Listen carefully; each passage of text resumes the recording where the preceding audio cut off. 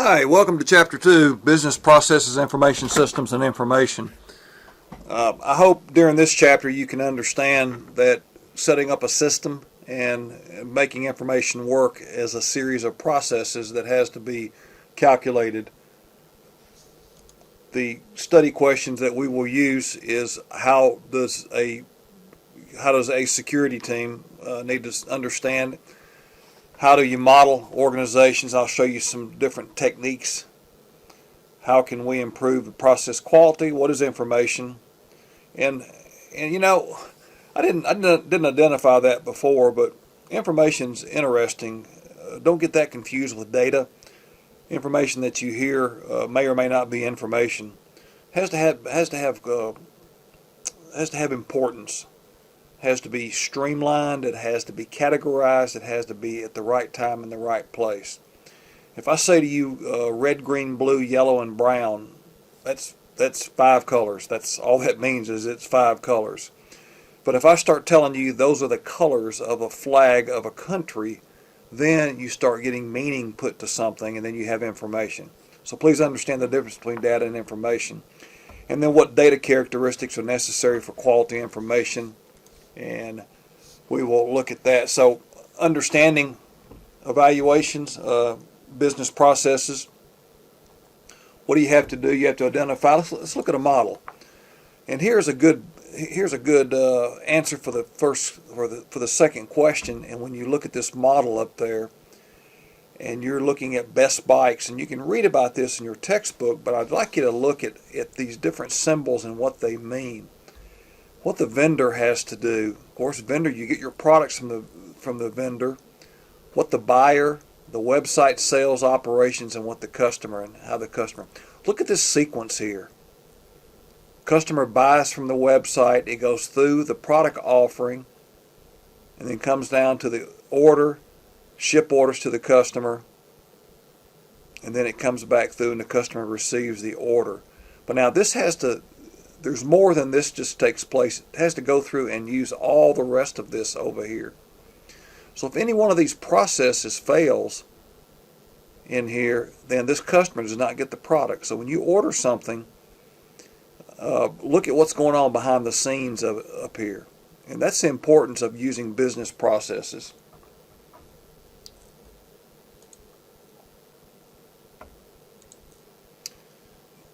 Business process. Here are changes for 3D printed products,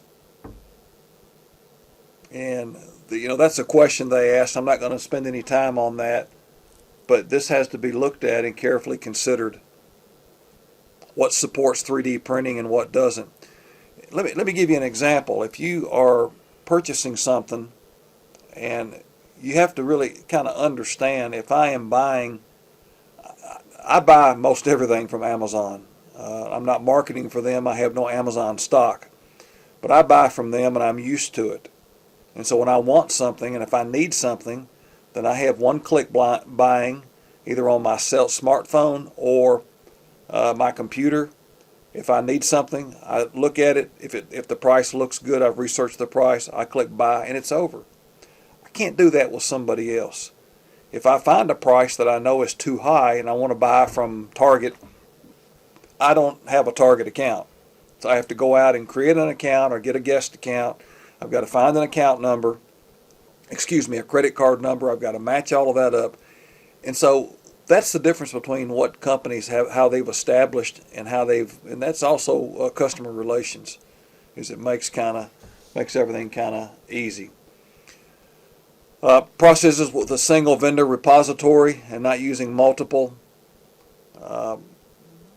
Previously you have multiple, but when you have one vendor, then you have one area here that vendors ship to, and then you move on from there. So using information systems to improve the process quality. Again, you've seen this model already. You will see it through the entire class. But the hardware, the actors, the instructions, and the bridge.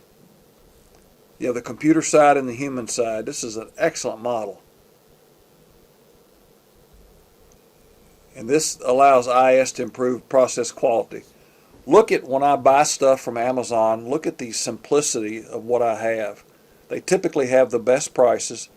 I don't mind waiting 2 days. I don't pay for shipping.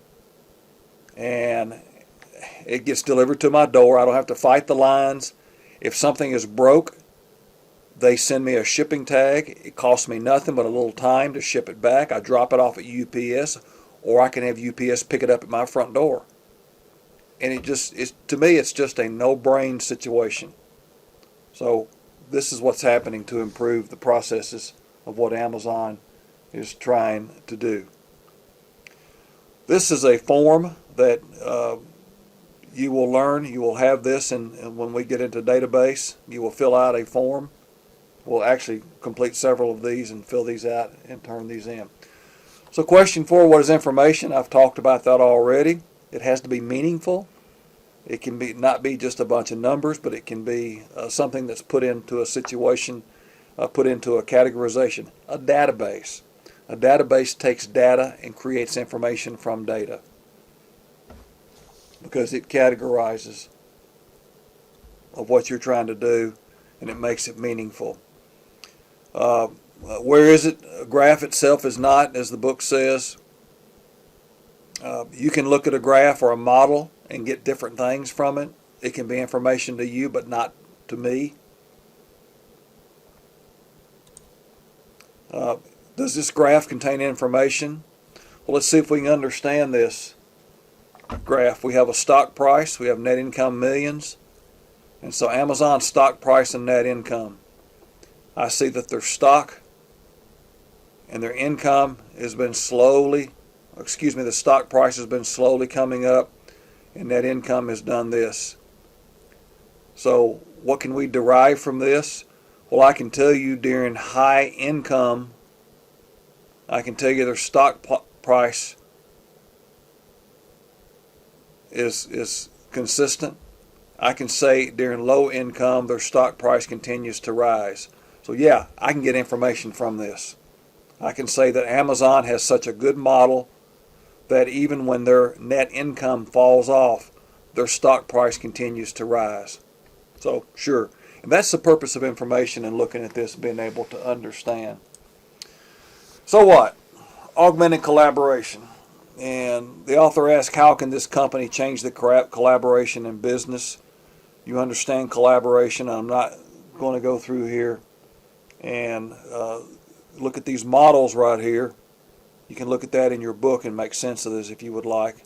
And again, these slides are here. You have videos on them. If you want the slides, I'll give you the slides. Will they help you study for the exam? Absolutely. You can look at this and make sense of this. The data characteristics necessary for quality information. Again, it must be accurate, and that's what companies have to fight every day, especially with websites and inaccurate results. I found incorrect pricing on Amazon before. I buy water filters for my refrigerator on Amazon. I saw one priced one time at $16, but 2 of them was $38. And so I says, well, I'll just buy 2 $16 ones and not get the double pack. So why would a double pack cost more than 2 of them individually? Makes no sense at all. So, when I contacted them and told them that, they thanked me, and I didn't go back and look. I think I ordered one, and then later on I ordered a double or a triple pack or something. Right there. Information's only good if it's timely. It's nice to know the ball game score, but if you have the ball game score, you don't want to bet on the ball game unless the other person doesn't know the game or doesn't know the score. Must be relevant, must be important, and it must be worth what you're getting for right here. So how does knowledge in this chapter help you, enables you to communicate effectively? And that's what I want you to understand. I don't expect you to all become IS majors out of this one class. What I expect you to do is to learn some of the jargon, some of the slang, some of the server names, some of the database, types of databases and everything, just so you can have an intelligent conversation with IS people. And that's the whole idea of what you're trying to do as a business employee, and more importantly as a business manager. It'll enable you to understand business processes more, and you'll be able to look at this. Ethics, I told you you'd hear it every time. I know what's better really. You can look at the model here, recommended alternative. This doesn't say a whole lot right here unless you read about 3D modeling inside your textbook.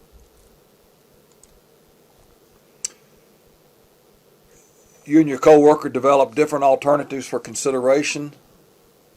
Which one is better? And that's what you're going to have to decide. What is better for the customer? What is the natural thing for the customer? Look at Leslie will miss the meeting due to family emergency. You believe her or you don't. I'll give you an example. Student A tells me that he's had a family emergency and can't make it to class and take the midterm. Do I ask for a note from his parents or guardians or somebody? Nope, I do not. What I do is assume that that's the case, and if the student has told me something that's not ethical or right, then it's on them. It's a lick on them, not on me. So ethics play a huge part in adopting and doing the different things. The committee adopts the plan, and Leslie, you read the previous slide. Let's look at this again. So Leslie misses. You believe her plan could cause problems to the company. Your plan's better. Present your plan, but not Leslie's. Your lead committee to think Leslie supports your plan. That's unethical, obviously. Both need to be presented objectively, not painting it one way or the other, but presenting it. Here are the two alternatives. Here, Leslie believes this, and I believe this, and then have discussions about this. So,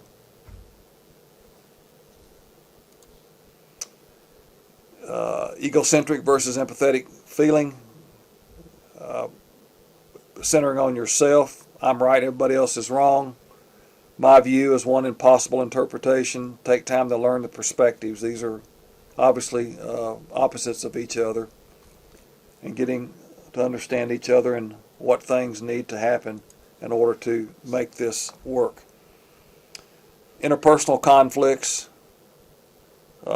Attack issues, not people. When things are wrong, don't go after the people that presented them. It may be their idea and it may not.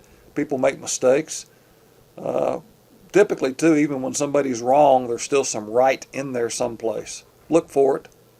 Give them some wiggle room. Allow them to understand what you're talking about. Give them opportunities to save face. And you can see on here the summary for the model that was discussed throughout the chapter. I will tell you is give people the benefit of the doubt, and if you can save face, even if they're wrong, if you can save their face, and then don't point fingers and everything, just reconsider. A good manager makes everybody feel good, even the ones that are wrong, even the ones that have made mistakes. They still feel good about their manager and about their company. A bad manager is the ones that picks on people and that points out blame, uses other people's sometimes successes or failures to compensate for their own, and it's just not a good thing to have happen. So anyways, you saw business process modeling. I'd like you to understand the different, understand that model, understand what information is, and what is data different on this right now. And this is a short chapter, so that's all I have for you. Good day.